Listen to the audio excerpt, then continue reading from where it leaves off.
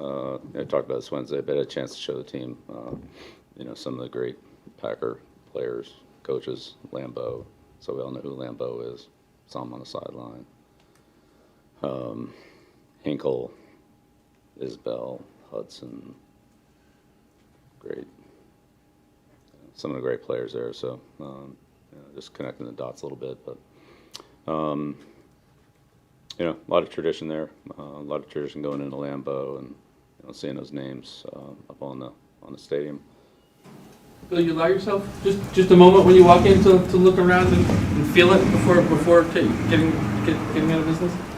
Just for that. Yeah, well, again, when you watch film, and it's in they play at home, okay, which they did against the Bears, right? But plenty of other games we watch. Every time they show the scoreboard, there's Hutson, right?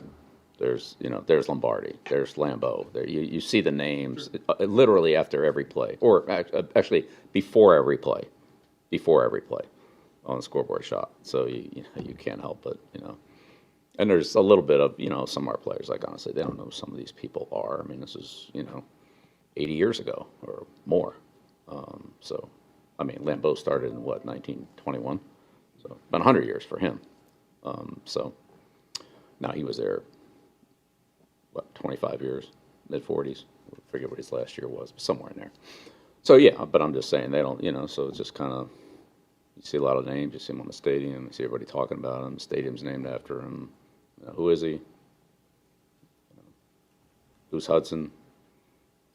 Bear Bryant, Hudson, Lambeau, Rockney, Notre Dame. I mean, there's a lot of, I think there's a lot of things that these players and coaches, we've talked to the coaches about it too, have heard about. It's like, where's this all kind of connected? It's kind of interesting.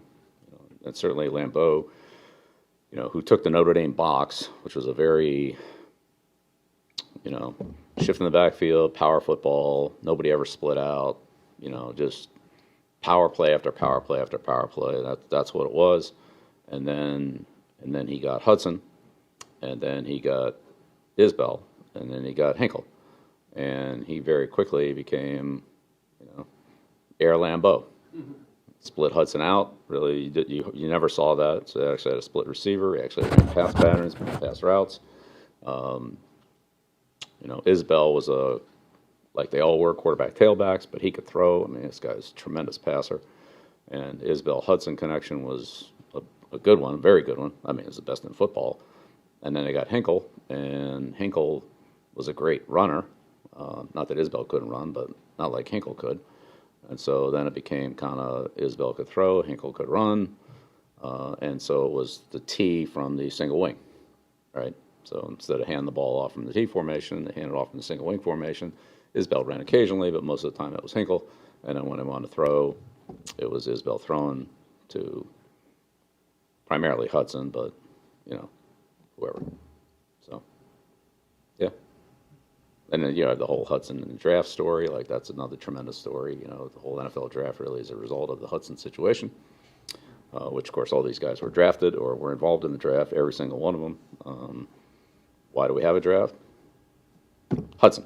That's why we have a draft. So we got postage stamps, and letters, and is he a Giant? Is he a Packer? Is he a Giant? Is he a Packer? All right, he's a Packer. And bidding on him is probably worth it. It's the greatest receiver in the history of football, and certainly in that era. And I'm sure he still has, pretty major role in a lot of the NFL history stats. So, it's always kind of fun to, look back on that. Do you remember your first time going to Lambeau Field? Yeah, preseason game. No, actually, I was in Milwaukee when I was with the Lions. I actually went there and scouted them. But the whole Milwaukee, so it was 2 games in Milwaukee. If I have this right, it was like 2 games in Milwaukee and 6 games in Green Bay, or 5 games in Green Bay back in a 14-game season, something like that. And in Milwaukee, of course, you had the both teams in center field, and the whole baseball setup, which was fairly common back in those days. Now you had the other baseball stadiums like Memorial Stadium in Baltimore, or Cleveland Municipal Stadium, where the teams are on opposite sides. But like here in Fenway, and Minnesota and Milwaukee, we had both teams on the same sideline, and so again, that was another thing that we saw today. That was a look at it from it was actually a game in Detroit, but they're kind of like, why are both teams on the same side of the field?